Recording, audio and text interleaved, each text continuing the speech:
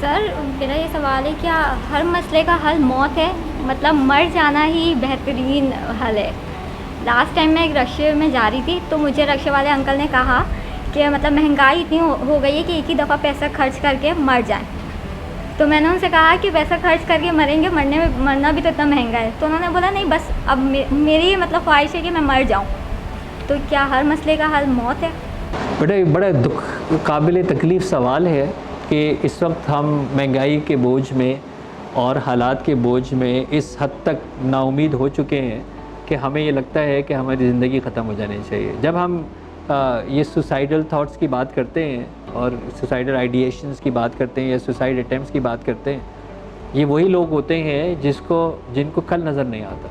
یعنی وہ زندگی ان کی اتنی اندھیری ہو چکی ہے کہ ان کو کل نظر نہیں آتا. یعنی یہ نا امیدی، ہیلپ لیسنس، ہوپ لیسنس کی وہ انتہا ہے کہ بندہ یہ سمجھتا ہے کہ جی کسی کے موت حرام ہے، اپنی جان لینا حرام ہے، خودکشی حرام ہے، لیکن اس سے زیادہ کیا تکلیف ہوگی جتنی اب میں گزر رہا ہوں. گھر پالنا، بچوں کو پالنا، بچے ظاہر ان کو تو نہیں پتہ کہ کیا ہو رہا ہے، ان کو خوراک چاہیے.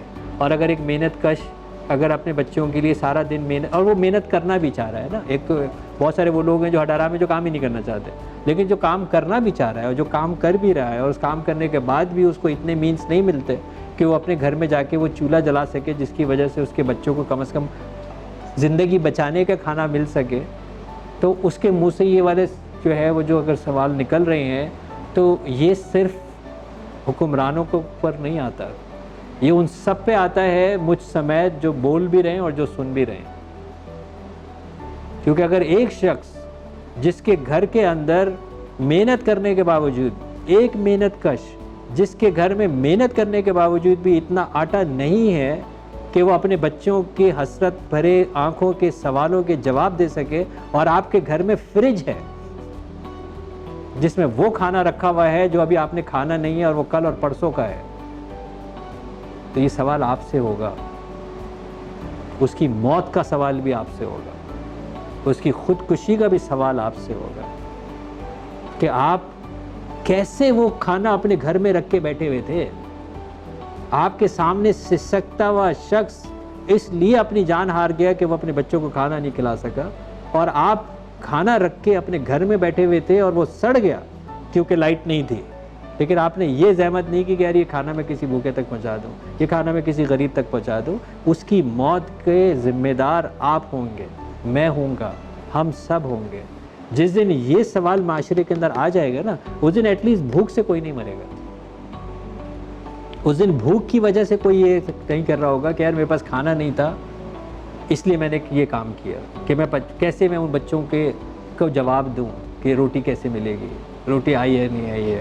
تو یہ بڑا الارمنگ سچویشن ہے آج کل کے دور کے اندر، پرٹیکولرلی جب ہمارا ایک خاص طور سے ملک پاکستان ایک اکنامک ٹرموائل سے گزر رہا ہے. اور لیکن اس کے باوجود بھی آپ دیکھ لیں تقسیم کا فرق ہے. آج بھی کسی کے پاس زیادہ ہے اور کسی کے پاس کم ہے.